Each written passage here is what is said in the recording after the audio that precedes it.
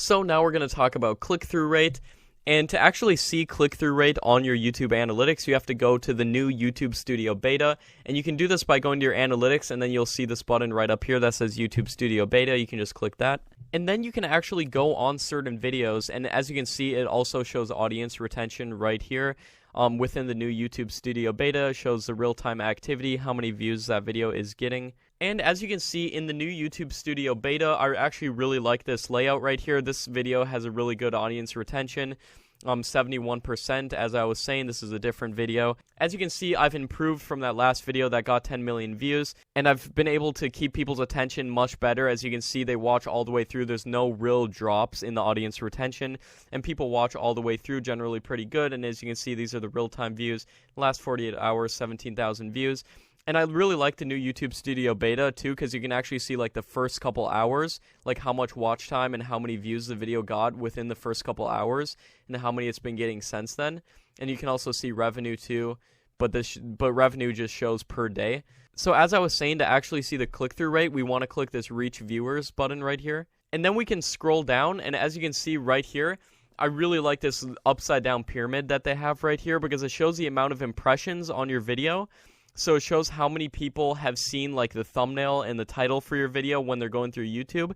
And then it shows the click-through rate of how many people actually click that video. As you can see, this video has a 10% click-through rate. Now, YouTube actually put out a statement saying that half of all videos on YouTube are between 2 and 10% click-through rates, 10 being on the high end and 2% being on the low end. So as you can see, this video has a very good click-through rate, being at 10%. And then through this little bar right here, you can see how much YouTube is recommending your content. And now click-through rate, you don't want to look at any of these analytics by themselves necessarily. You want to look at them together and make an understanding based off of looking at all these different analytics together, because click-through rate is entirely dependent on your thumbnail and your title. So that's going to be what drives people to actually click the video and watch. But the amount of time that they actually watch the video, which is watch time, which is the most important, that's why YouTube puts it at the bottom of this pyramid, because this pyramid represents a funnel. So it captures the audience's retention first off with the thumbnail and the title. They click it, 10% of people click it, which results in 27,000 people watching the video.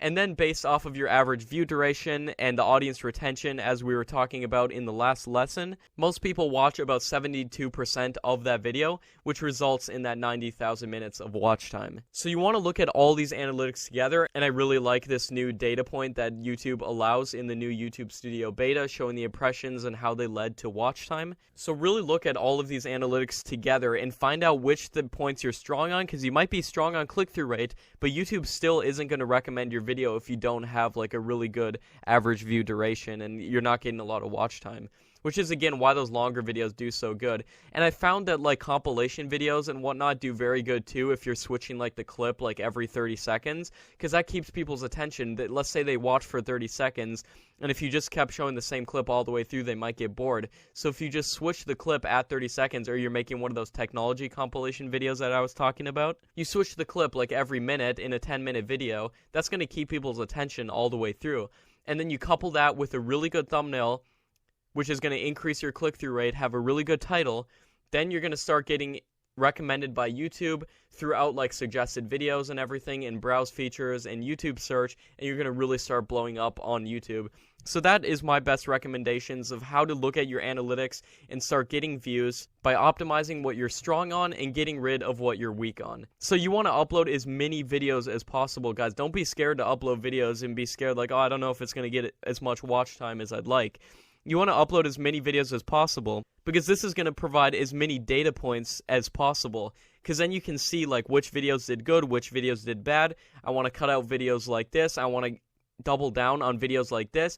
And you might want to keep making the same videos, but you might want to change certain things about the videos, like a different thumbnail, say, or let's say like a different title, different tags. You want to see what's going on and how you can get the most views.